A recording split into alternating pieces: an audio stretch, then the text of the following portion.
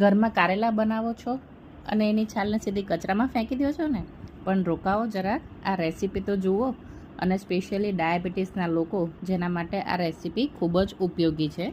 આપણે બનાવવા જઈ રહ્યા છીએ આજે કારેલાની છાલના મૂઠિયા, જેની રેસીપી આ રીતે છે. જેમાં મેં 1 વાડકી ચણાનો લોટ લીધેલો છે અને સામે 1 વાડકી જાડો ઘઉંનો લોટ લીધેલો છે. ત્યારબાદ મેં તેમાં હળદર, મરચું, ધાણા જીરું, મીઠું, સહેજ દળેલી ખાંડ અને અજમો, જીરું અને લસણ, જેને મેં સાથે ક્રશ કરી નાખેલા છે, એ ઉમેરી દીધેલા છે અંદર. ત્યારબાદ તેમાં આપણે મોણ દેવાનું છે, જેમાં મેં અત્યારે 3 થી 4 ચમચી મોણ આપેલું છે. તમે ચાહો તો વધુ ઓછું કરી શકો છો, પણ 4 ચમચી માપ રાખશો તો વધારે સારું રહેશે. ત્યારબાદ કારેલાની છાલ મેં એડ કરેલી છે. આ કારેલાની છાલને મેં ખાલી ધોયેલી જ છે, મીઠામાં ચોળેલી નથી, કારણ કે જો હું મીઠામાં ચોળત તો એની બધી કડવાશ ઉતરી જાત. હવે આપણું સરસ રીતે કારેલાની છાલ લોટમાં ભળી ગઈ છે. આપણે જોઈ લેવાનું કે કારેલાના દરેક પાર્ટિકલ્સ લોટમાં બરોબર ભળી ગયા હોવા જોઈએ. ત્યારબાદ સહેજ પાણી નાખી આપણે લોટ બાંધીશું.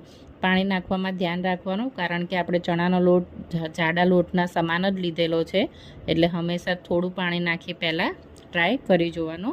જુઓ, મારો સરસ લોટ બંધાઈ ગયો છે. આપણે આ રેસીપીમાં ખૂબ પાણીની જરૂર નથી પડતી, એટલે લગભગ મારે અડધી વાડકી જેટલું જ પાણી જોયેલું છે. ત્યારબાદ આવી રીતે બધા મૂઠિયા આપણે વાળી લઈશું. તમે ચાહો તો આ જે મૂઠિયા છે એને 2 રીતે બનાવી શકો છો. એમાંથી આજે હું એક રેસીપી શેર કરું છું, અને તમે ચાહો તો બીજી રેસીપી પણ હું થોડાક ટાઈમ પછી શેર કરીશ. અત્યારે મેં બધા મૂઠિયાને સારી રીતે વાળી લીધેલા છે. ડાયાબિટીસમાં હંમેશા એવું થાય છે આપણે કે કંઈક ચટપટું ખાવાની ઈચ્છા થાય, પણ આપણા ડાયાબિટીસના કારણે આપણે એને નથી ખાઈ શકતા હોતા. પણ જો આવી રીતે આ નાસ્તો ઘરે બનાવીએ તો આપણે ખૂબ જ સારી રીતે એને એન્જોય કરી શકીએ છીએ. હવે જે મેં મૂઠિયા બનાવ્યા હતા એને મેં તેલમાં તળી લીધેલા છે.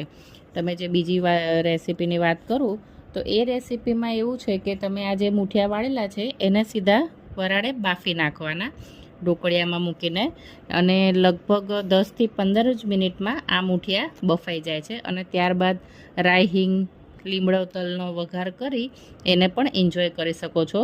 તો એમાં તમારે તળવાની જરૂર પડતી નથી.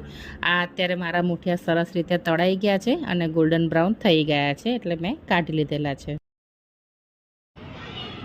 તમે મારી આ બનાવેલી રેસીપીને એન્જોય કરો અને મને કહેજો કે કેવી બની છે. મારી ચેનલને લાઇક, શેર, સબસ્ક્રાઈબ કરજો. Thank you.